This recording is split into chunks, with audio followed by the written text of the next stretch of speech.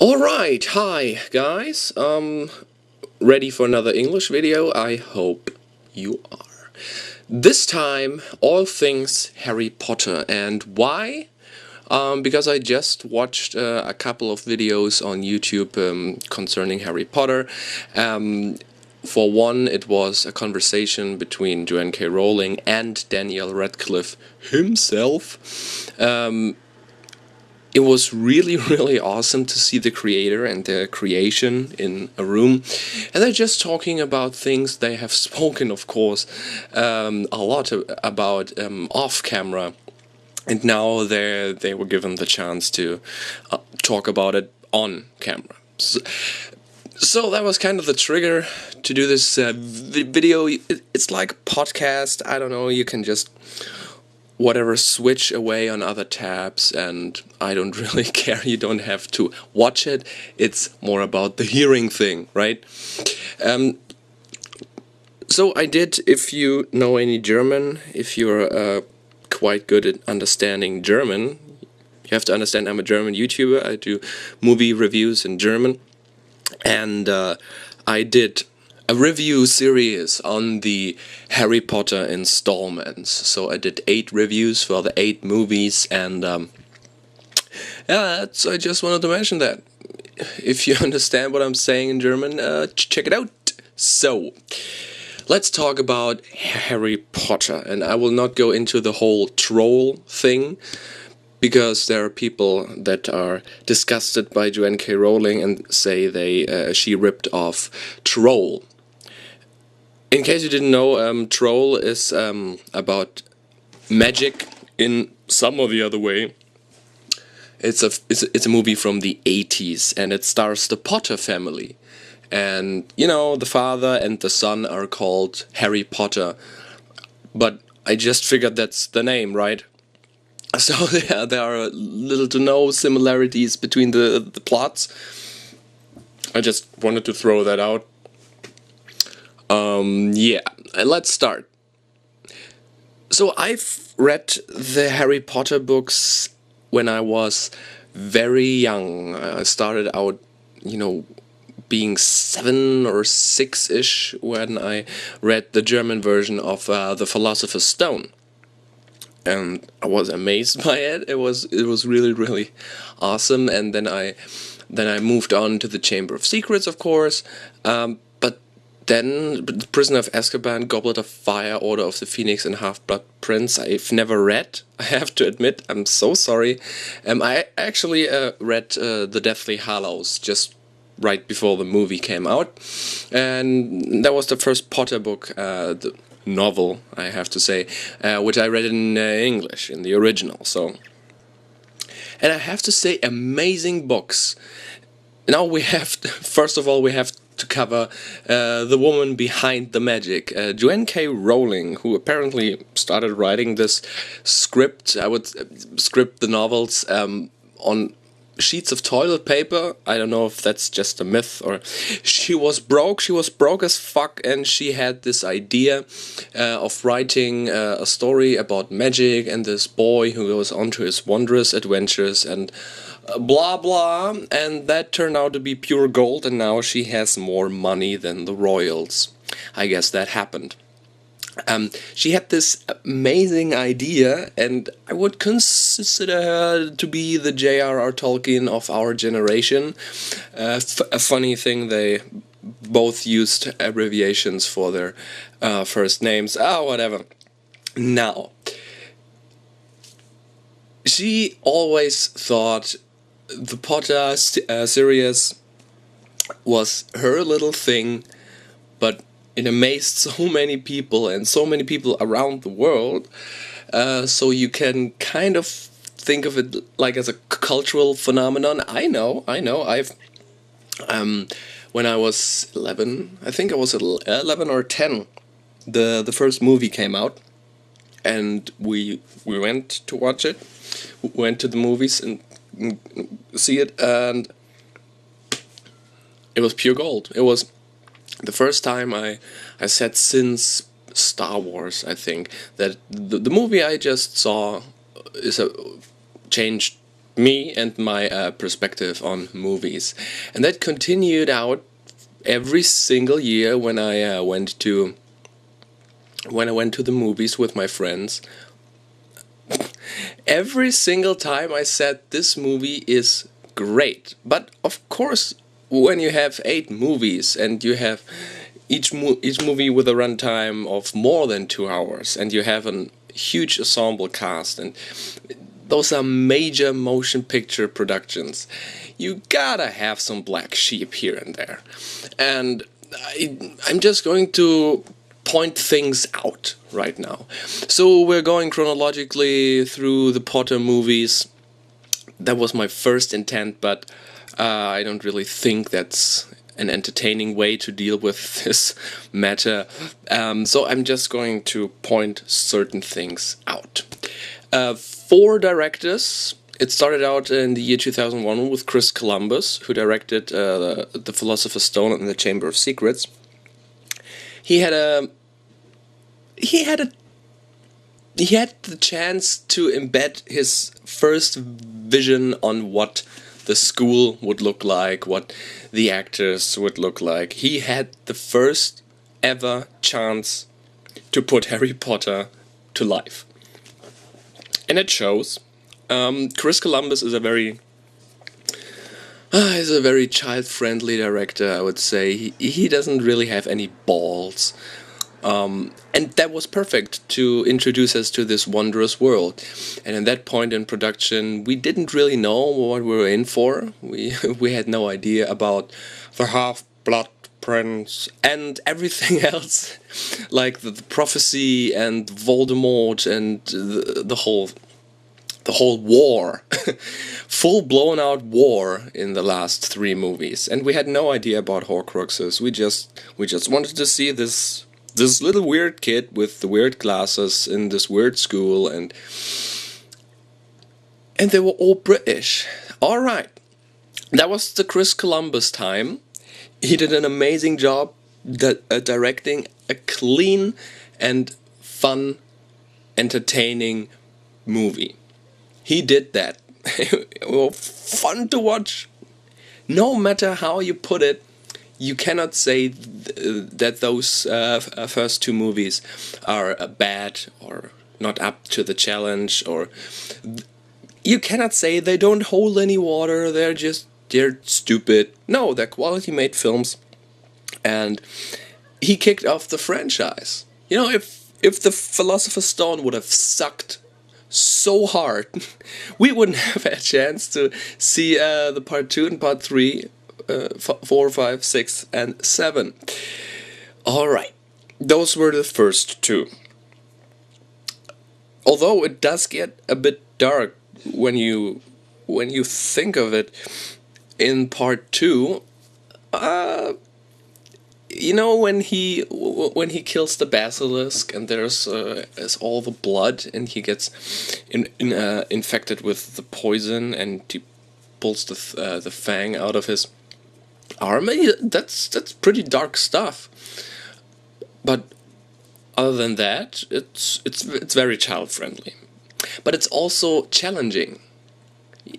That's the thing I found out about the Potter movies, that are meant for children, of course. You know, in the first 2 parts, 3 parts, they exist to conjure emotion, and they are intriguing and brilliant. It's a brilliant source material for imagination. Okay. Part 3 was directed by Alfonso Cuaron. That was 2004. You probably remember the name Alfonso Cuaron because he did Gravity most recently. And that was a hit at the last Academy Awards. So you probably know by now that Alfonso Cuaron has his own way of thinking, and he thinks he's a brilliant mind, and I do not. He certainly knows how to put the camera in certain places we haven't seen them before. but he overdoes it. He is too artsy-fartsy to me. There are so many weird scenes in this movie with no context whatsoever. Mostly concerning birds flying into the whip tree. Ah, shit. I'm sorry, I just know the German expression right now. The Whomping Willow, I think it was. Maybe. Shit, I have to check. I'm sorry. I'm sorry. But anyway, he was way too artsy-fartsy. That is... yeah, the Whomping Willow. Done that. He was way too artsy-fartsy, and you know, when you have a novel that is like 400, 500 pages long, and you have to cut shit out on almost every single one of these pages to make it fit into a 2.5 hour movie, you don't have to clutter up the fucking movie with retarded shit like a bird getting smashed by the willow. Those are seconds wasted. But that could be just my opinion. He also has this thing about the fade outs, and Jesus Christ, those are fucking annoying. But again, that could be just me. But I heard from a lot of people that they are not really fond of the Prisoner of Azkaban movie. First and foremost, because of the direction. Okay, he uses long takes and blah blah blah, and he's artsy-fartsy. That a director should never put himself between the movie and the audience. You should never realize that there's a guy there who said, let's make it a really long shot right there, and you will scream, and you will scream again. No, you don't want to have that picture in your head. You just want to watch the movie, and you want to get sucked into this world, and that kind of really took me out at one point during the movie. Okay, Alfonso Cuaron is gone.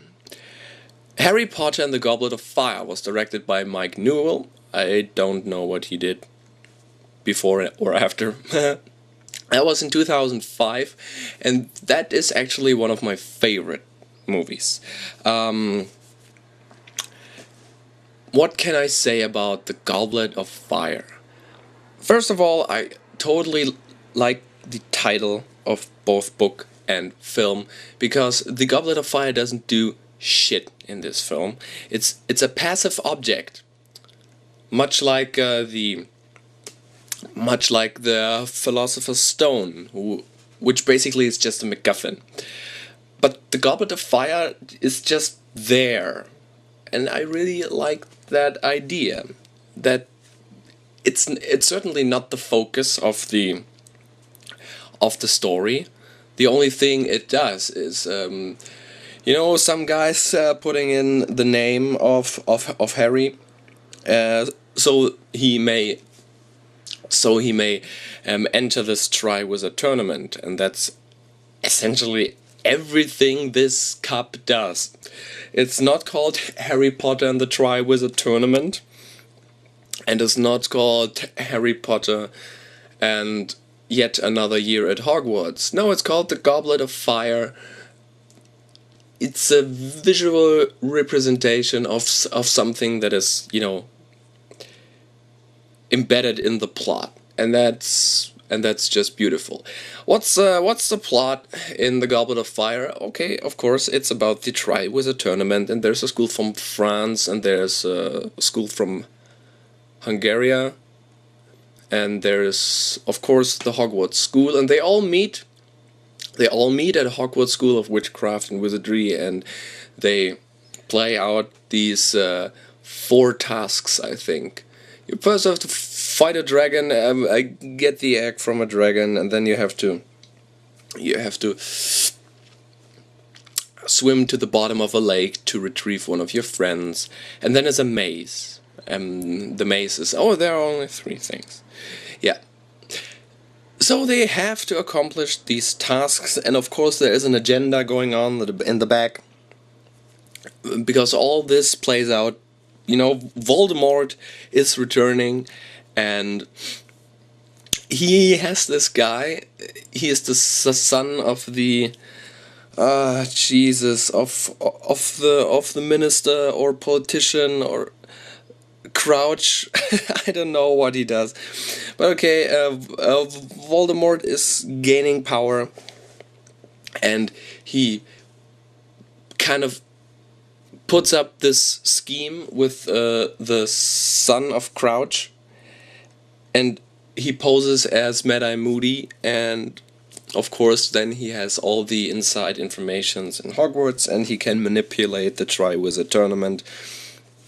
So in the end, when Harry wins the tournament, yeah, I suppose he won it. He got to the Portkey thing, and then he gets transported to the Riddle Cemetery, where Voldemort and Wormtongue are waiting for him.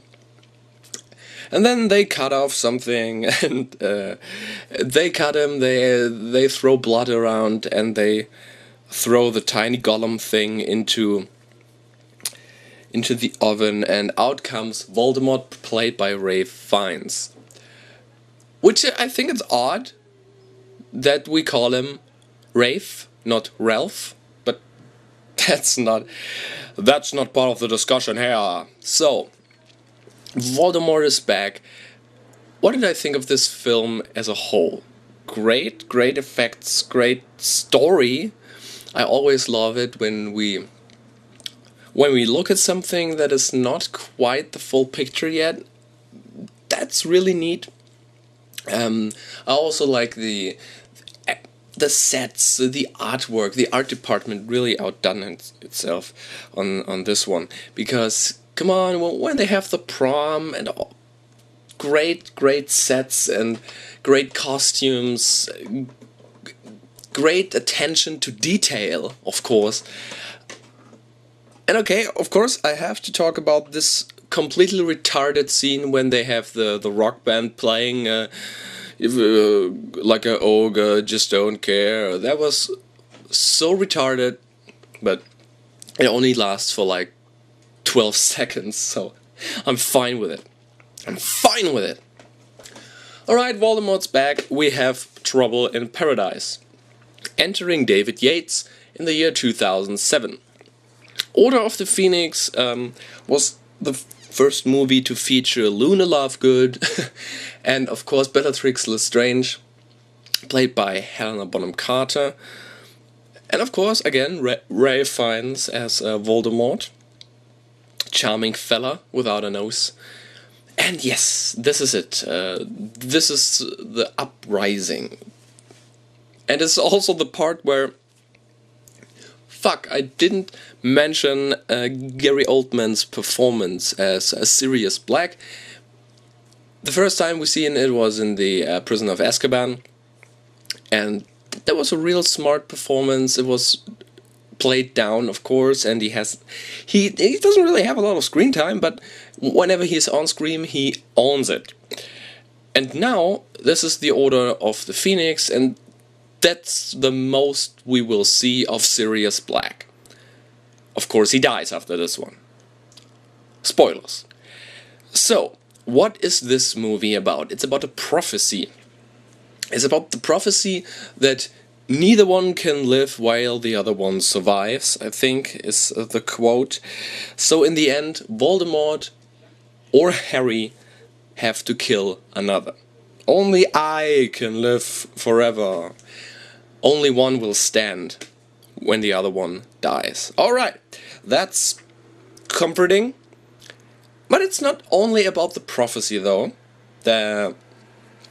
Because Dolores Umbridge, a teacher or a politician, whatever, she's with the Ministry of Might and Magic and...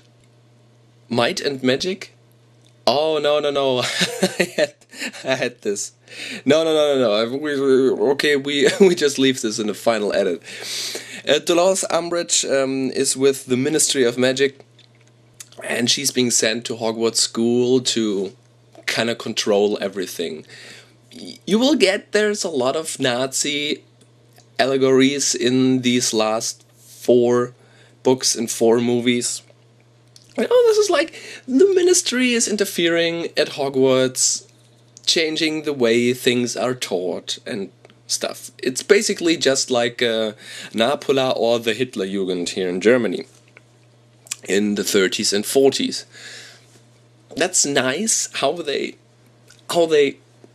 Rowling put that into the plot. Now it's decent. It's only when the Deathly Hallows parts come along, it's kind of getting obnoxious, because we get those Snatcher guys, and they have a black uniform with red stripes with a red band on their arm, and you're like, come on, this is so SS. So right, Dolores Umbridge, perfectly portrayed, is in Hogwarts school and eventually is headmaster because Dumbledore has to go. Right.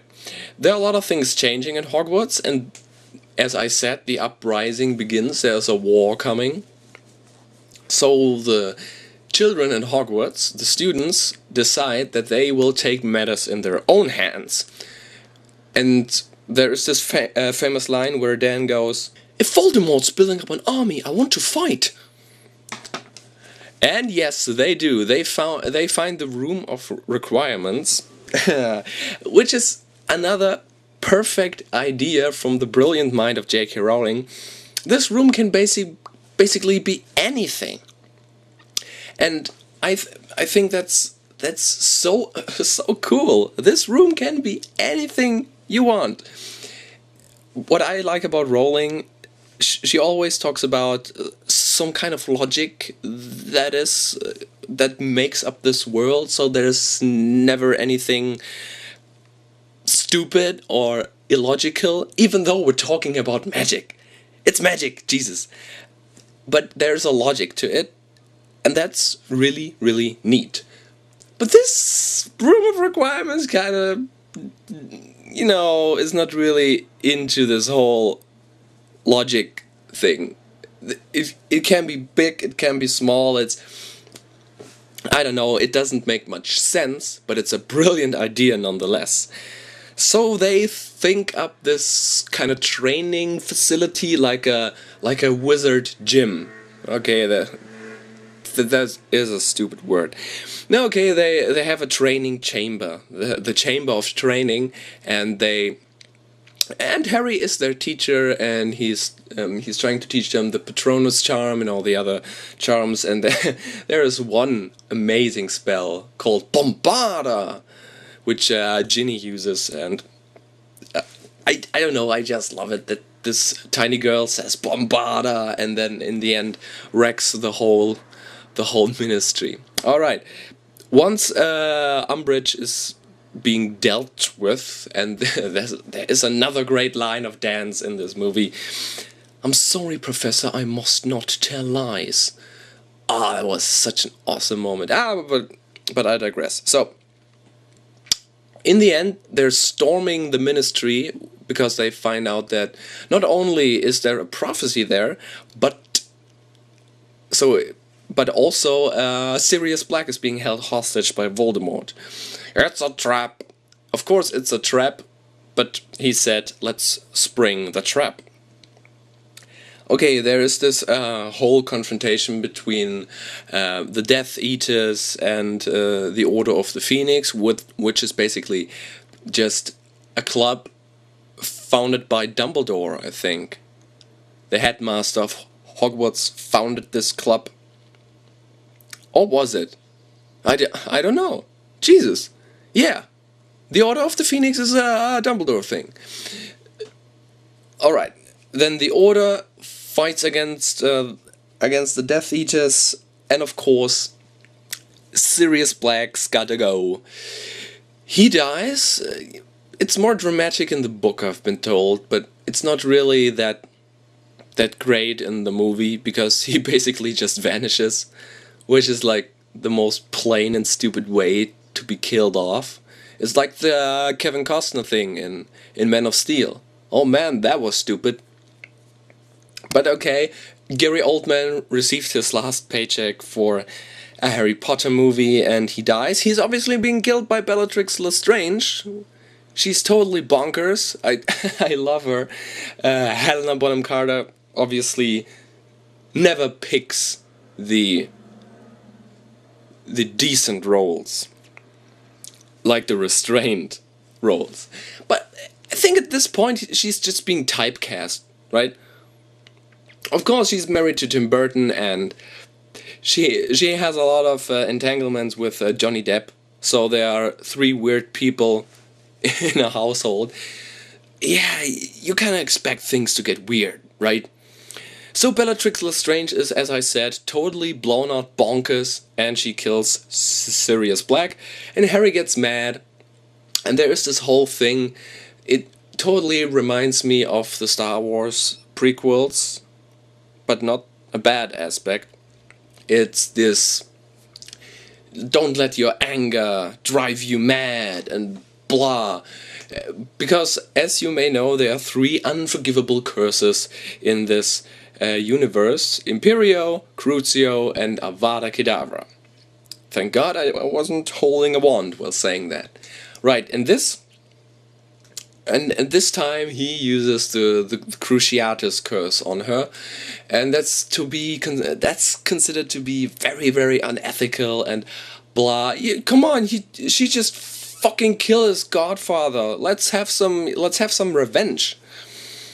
And I thought it was acceptable to use this curse in that particular moment, but that splits the fans apart. Oh, Harry should have never used that. Well, he also uses the Imperio curse in the Deathly Hallows Part 2, so whatever. Of course, they never use the Avada Kedavra curse. Never. Because it splits your soul apart, basically. I don't know if that will automatically trigger a Horcrux, like when I see someone and I go Avada Kedavra, and there is a Coke a Coke can on the table. Is that a Horcrux now then? Because I killed someone and my soul is split in two, and one part of me resides in the Coke can right now? I don't know. Write it in the comment section below, thank you. Alright, the Order of the Phoenix ends with Dumbledore facing off Tom Riddle, also known as Voldemort, which is one of the perfect climaxes I've seen to a movie so far. The movie up to that is dragging along a little bit. It drags. But it's not the worst. It's not the worst. I think the worst of them could be The Prisoner of Azkaban or The Half-Blood Prince. But I'm getting into that later. So now we have full-out war. Dumbledore saves Harry and the other ones, and Voldemort vanishes after being defeated by Dumbledore. Obviously not killed, as we find out in the next installment. 2009. David Yates is continuing his directing career on the Harry Potter series. We got The Half-Blood Prince in the year 2009. Alright, now, what is happening? What is happening in this movie? This movie is all about Snape, as it turns out, because he is the Half-Blood Prince, and he wrote information in a book about potion mastering, whatever.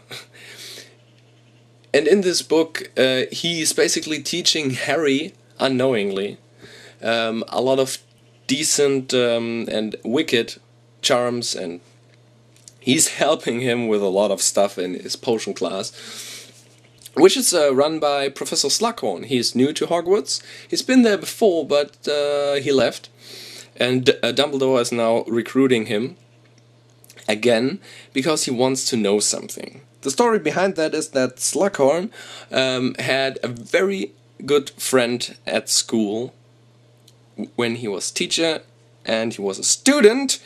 And who was that student? It was none other than Tom Riddle, who later is Voldemort.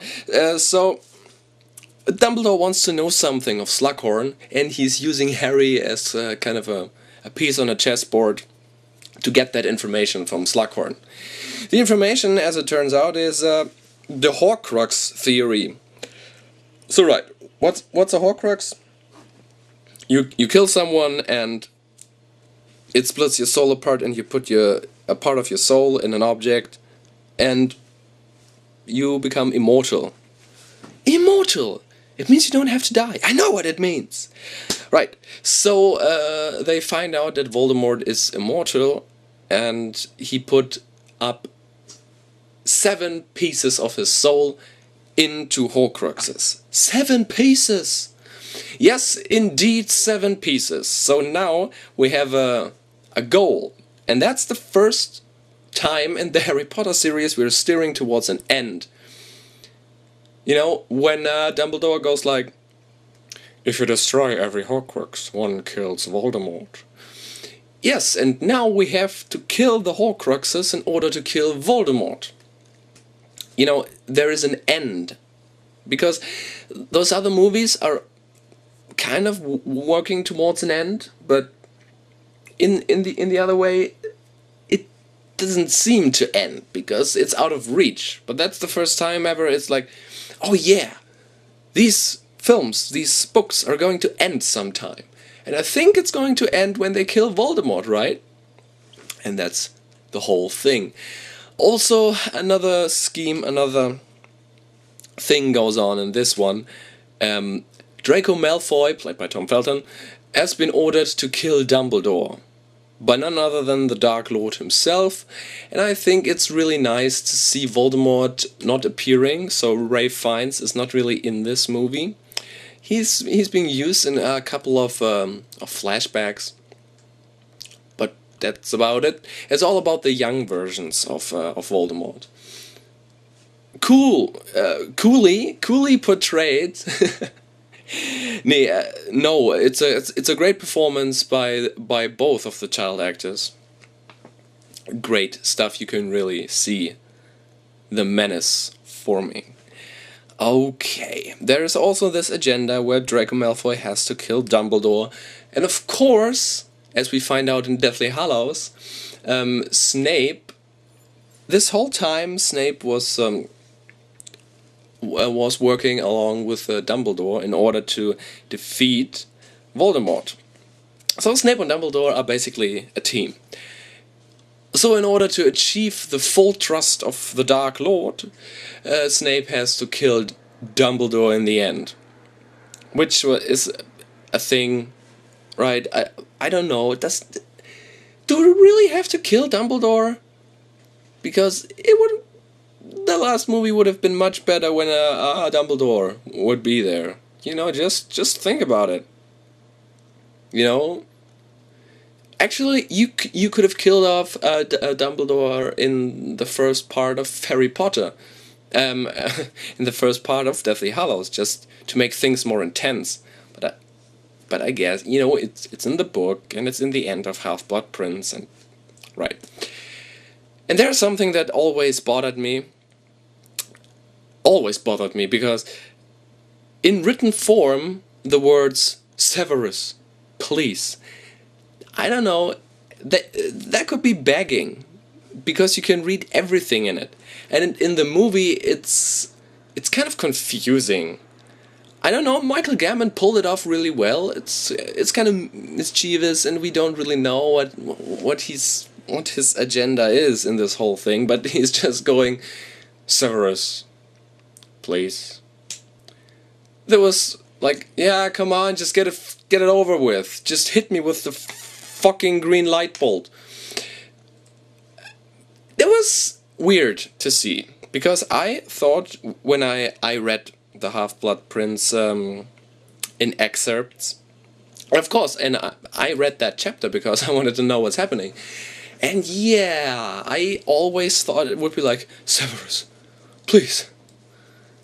And then he goes like, Avada Kedavra. That would have been better in order to to trick the Death Eaters, but okay, they fell for it anyway. So, now it's established that we have to destroy 7 Horcruxes, and Dumbledore died. And his corpse did not explode when it hits the pavement. Okay, I guess it's magic. And now the final installment, Harry Potter and the Deathly Hallows. And what I really love is that the main theme, Hedwig's theme, this dun dun dun dun dun dun dun, which we hear in every single part, where the title card comes up with Harry Potter and the blah blah blah blah blah blah, we always get this main theme in some or other variation. Not this time though. This time we're hearing another theme. It's this, I think it's called Snape Off to Malfoy Manor. I always thought that was such a brilliant thing to do, because now it's like the movie is talking to the audience, breaking the fourth wall, so to speak, and it's talking to the audience and saying, yeah, school is over. Now it's time to get the hands dirty, and then we get it like Harry Potter and the Deathly Hallows Part 1, and we get this,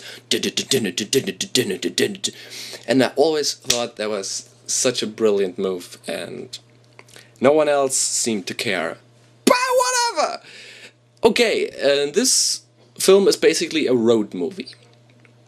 If you know Jeremy Jones's channel on YouTube, he does movie reviews, of course. And when he did the Deathly Hallows Part 1 review, he's kind of quoting the book all the time, because he's like, dude, they're still camping! I don't believe that they're still camping! Yeah, they are camping quite a long time in the book. Going around, destroying Horcruxes, attempting that. Yes, there's so much shit to talk about in this one. Huge build-up for Part 2, of course. And yeah, we have to talk about this. Harry Potter and Deathly Hallows Part 1 and 2 basically watershed movies for dividing a book up into 3 parts. It's ludicrous. You know, right after that, the Twilight Saga did it with Breaking Dawn Part 1 and 2.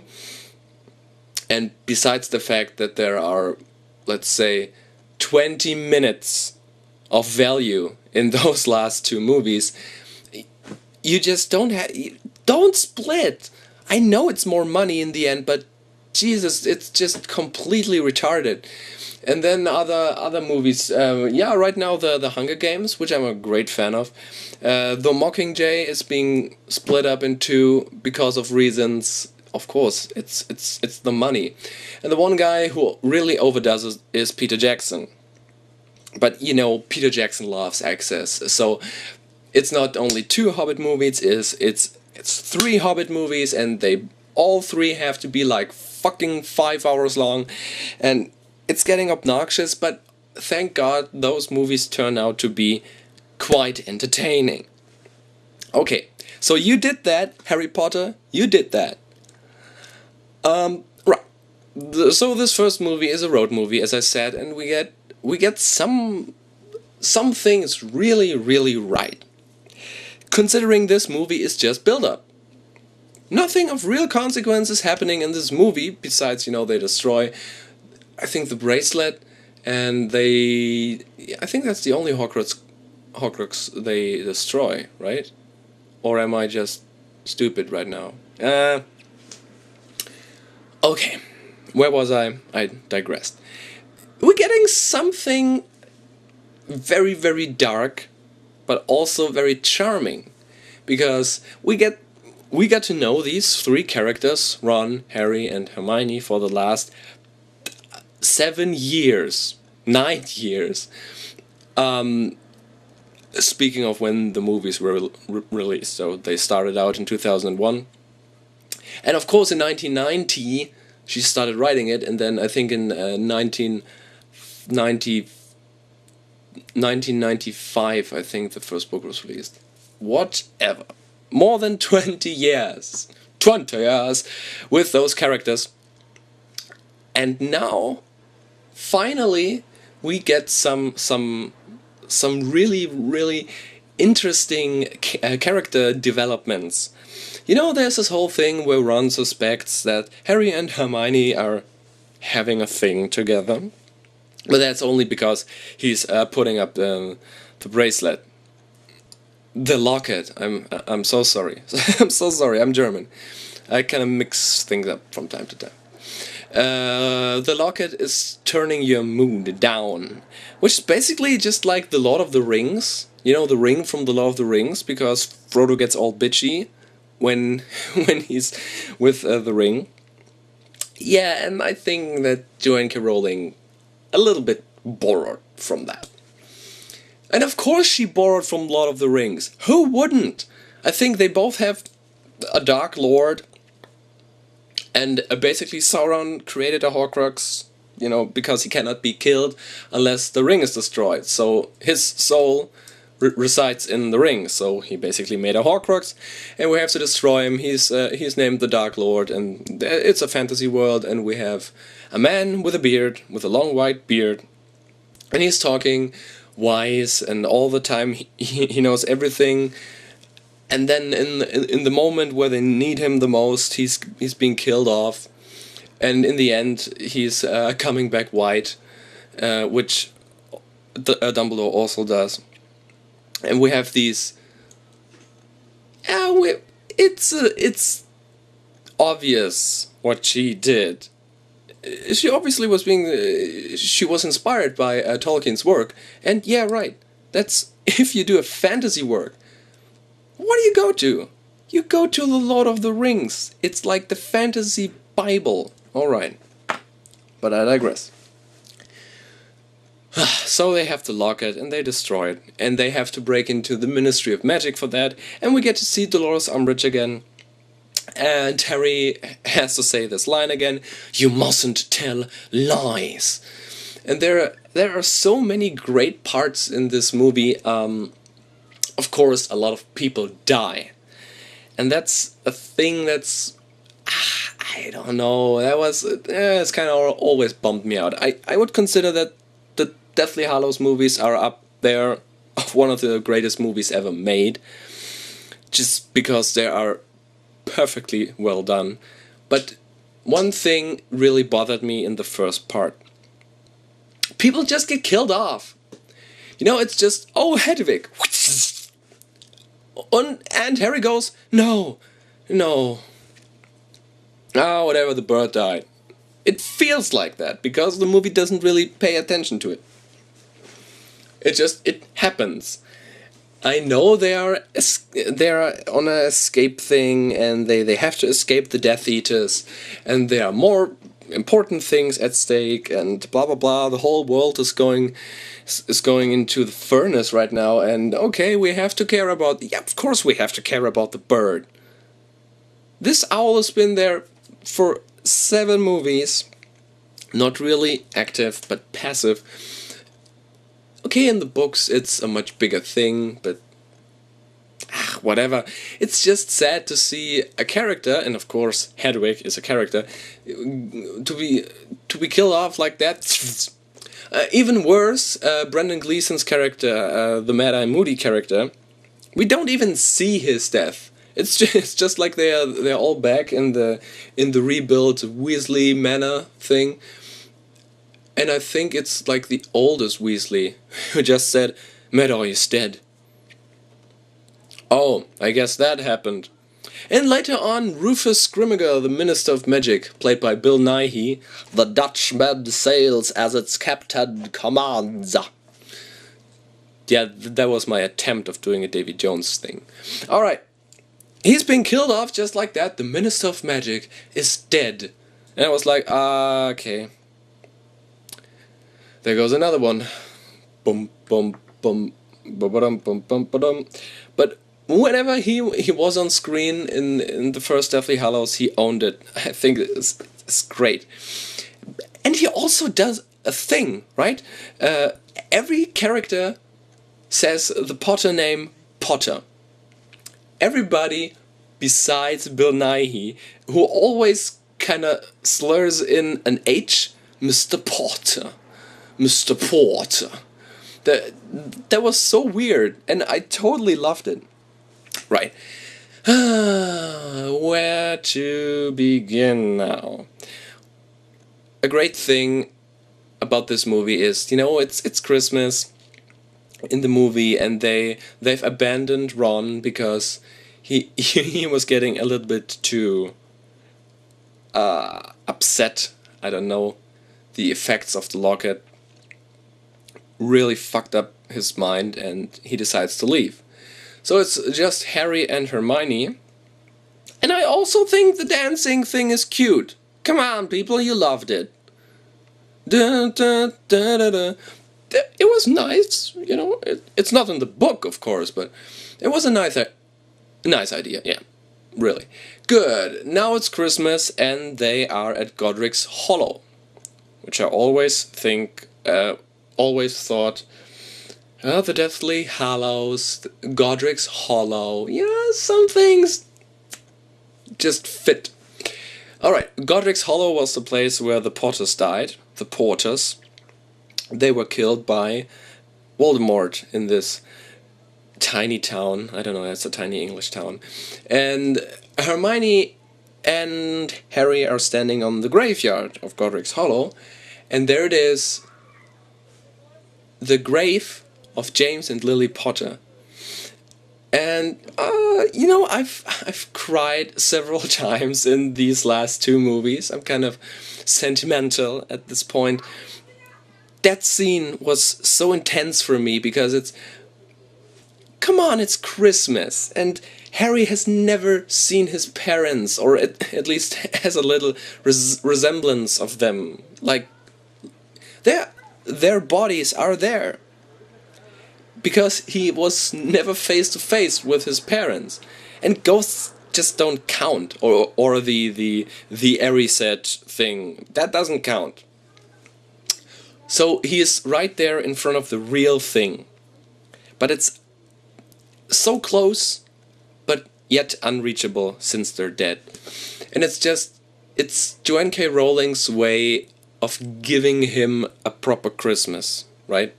He's finally being reunited with his parents, and I think that was really, really sweet. I'm sorry. Alright, of course, what's happening now? Jesus, I'm getting pot affected. Okay, let's just skip to the final installment. Harry Potter and the Deathly Hallows Part 2. What can I say about this movie? This movie is perfect in every way. It could have been longer though.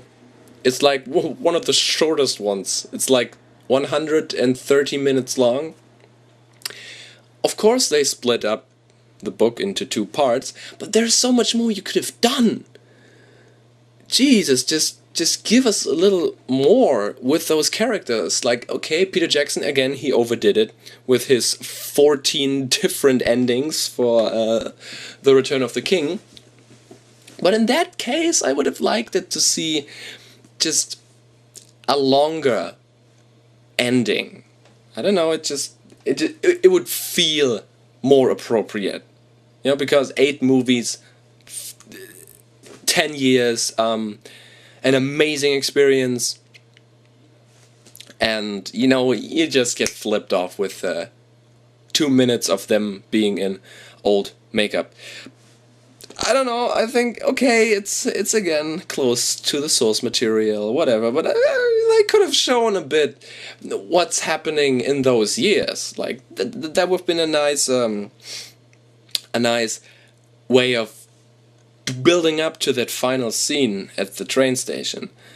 When they say goodbyes to their children.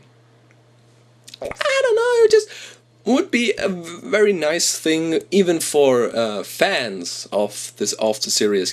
That Joanne K. Rowling, who had stories for every single one of them, and how they become the people we see in the last 2 minutes. And it would have been a nice thing to actually show fans who have read the book something they did not expect. Like something new, like a icing on the cake. Hey, you remember those? guess what? Joanne K. Rowling wrote another 80 pages. And we're going to show you that. That would be nice. Right. Harry Potter and the Deathly Hallows Part 2 is a war movie. We got the road movie in the Part 1, and now we have the war movie. Hogwarts is being fucking destroyed, and we have the force field crumbling, and we have an army of Death Eaters trying to kill every single woman, man, and child in this castle. Just because Voldemort found out that Potter, Granger, and Weasley are killing the Horcruxes, and of course he now has to stop it, and he also has to kill Harry Potter, because only I can live forever. Right. This movie is amazing. The score kicks in, the effects are great. The pacing is not 1 inch off. It has such a great performance of Dan. Dan really kicked it out of the park in this one. This is, you know, you can see those actors evolve, and he made the most of them. He made the most of it, really. That one scene where he's confronting Snape, and where he's like, "You have a bit of a security leak, headmaster. Tell him what happened that night. Our man who trusted you. You looked him in the eye and killed him." That was so great. So great. And of course, acting with Alan Rickman, that would be an experience of a lifetime, I think. Mr. McLean, where are my detonators? I love Alan Rickman. And it's also nice to see Maggie Smith returning, and also Michael Gambon, even though it's in a dream sequence or whatever. It's like a reunion. And what I also love, Hogwarts been there for like 1,000 years. I think it's 1,000 years when they built the school. Anyway, we spent 7 movies with that castle. Not really the last one though. So the part 1. But we spent a lot of time with this castle, and we've all played shit. We've all played PlayStation games. We all played PC games of it. You know you played it. You know you walked these halls and you just loved it. And now this place is being destroyed. It's funny that my school I went to before I attended university, much like Hogwarts, we had the last year before we all did our Abitur, which is like graduating after 13 years of school. Yeah. Our headmaster went into retirement, and we had to face the last year of school with a new headmaster, and also now the school is under construction. It's just so weird. And I also considered our math teachers to be the Defense Against the Dark Arts teachers, because unfortunately 2 of them actually died. And they were all weird. Yeah, but that's just something personal. Right, this time it's personal. And now Hogwarts being demolished because the Death Eaters are fighting against the students and the teachers, and it's basically just pure evil against knowledge, as you think of it. The pen is mightier than the sword. Fuck you guys, I have a wand. And okay, what's so great about this film besides that every single element works? Basically, it's the conclusion to the Harry Potter saga. Okay, we have to talk about 2 things now, before I wrap this up. The Voldemort screams being used in the trailer for part 2, like, he does it like 4 times in the trailer, he never does it in the movie. It's this, which is so ridiculous, because this is something he would never do. where Dan and Rafe are just on this balcony, and Dan is like, let's finish it the way we started it, huh? Together. And then he pulls him off this ledge. That doesn't happen in the book, by the way. And he just goes, yeah. He's kind of looking forward to it. I don't get it. That was totally weird for me. Okay, that was the one thing I had to talk about. It's just so hilarious. And then, of course, Harry is in possession of all the Deathly Hallows. We haven't really spoken about the Deathly Hallows, have we? There is the Elder Wand, there is the Cloak of Invisibility, and there's the Resurrection Stone. And when you have all three of them, you are the Master of Death. Somehow. And Harry is in one place and time in possession of all the Deathly Hallows. And I find that really cool. I don't know. And this thing is a plan. This was all a scheme. So there is an agenda within the agenda. Agendaception. Because, as I said, Snape was collaborating with Dumbledore in order to kill the Dark Lord.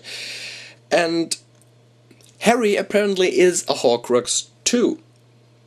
It was not the monkey, the stuffed monkey. No, the toy monkey with him in his little tiny baby bed. No.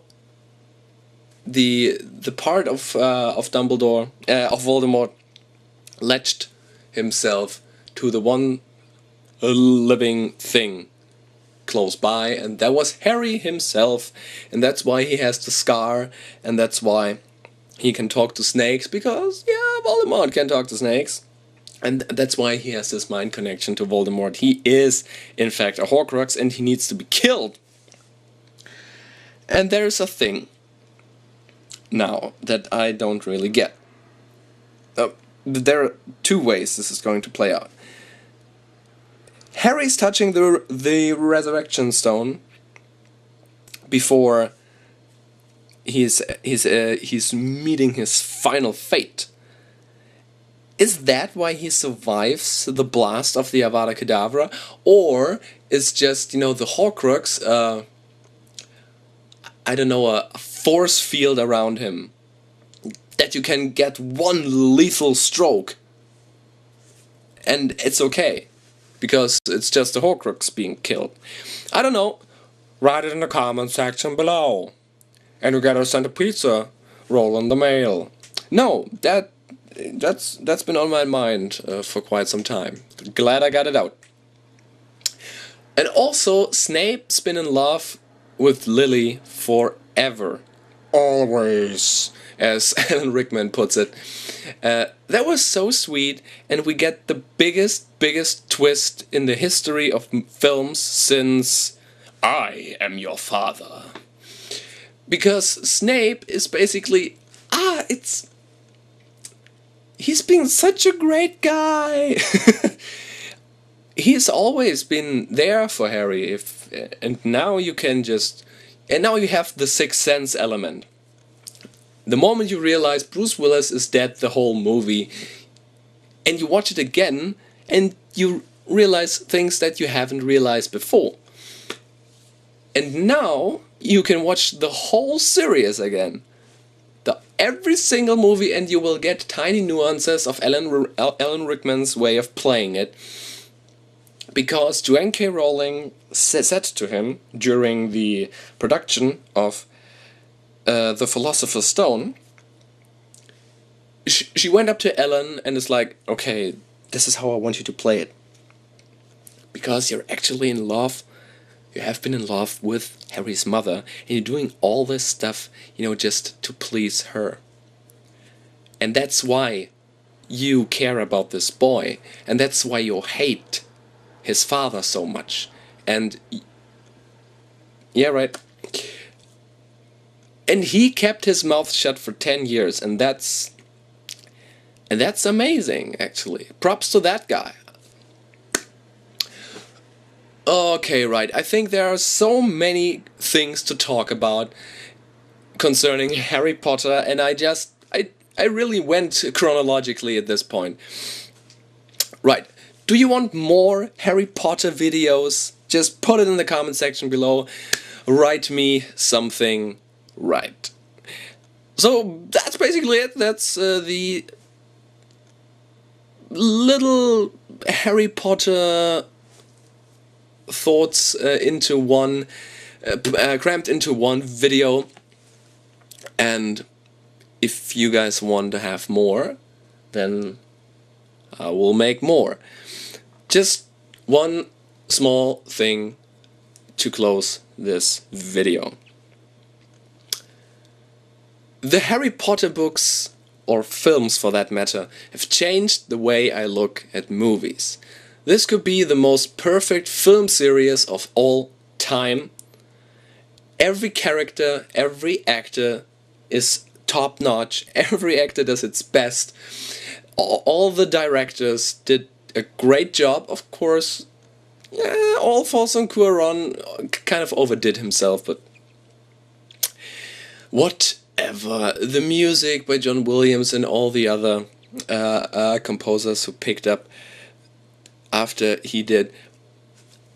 Phenomenal job on the costume design, phenomenal job on the art department, the special and visual effects, the motion capturing. They did so many amazing things. This film and the Lord of the Rings series, they totally changed the game in visual effects, if you think about it.